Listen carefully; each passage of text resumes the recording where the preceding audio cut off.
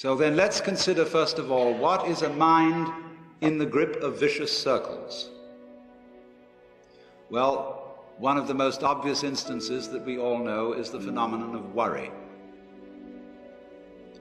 The doctor tells you that you have to have an operation.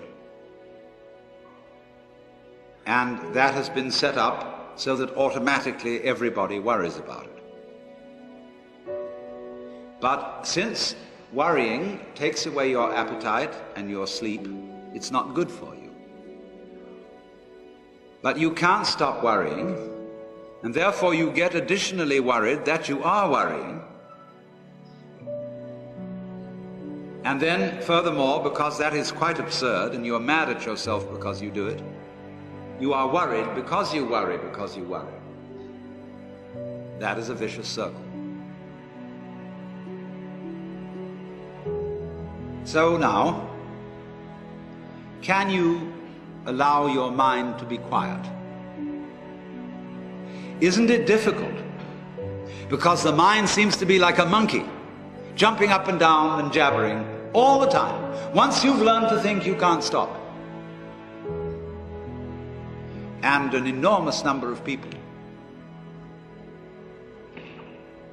devote their lives to keeping their minds busy and feel extremely uncomfortable with silence.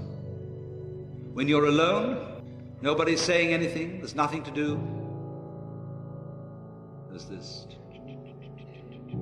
worry, this lack of distraction. I'm left alone with myself, and I want to get away from myself. I'm always wanting to get away from myself. That's why I go to the movies, that's why I read mystery stories, that's why I go after to girls or anything that you do, or get drunk or whatever.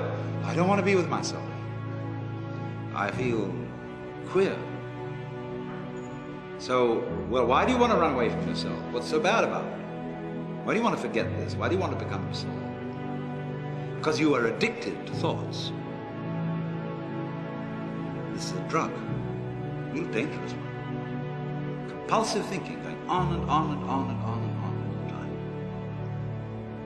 It's a habit. So there's a difficulty about stopping that activity. And you really have to stop it if you want to be sane. Because if I talk all the time, I don't hear what anyone else has to say. Then I'll end up in the situation of having nothing to talk about but my own talking.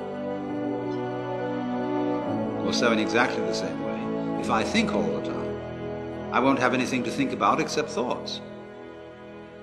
So in order to have something to think about, there are times when you simply must stop thinking. Well, how do you do that? The first rule is don't try to. Because if you do, you will be like someone trying to make rough water smooth with a flat iron. And all that will do will stir it up. So in the same way as a muddy, turbulent pool quiets itself when left alone, you have to know how to leave your mind alone.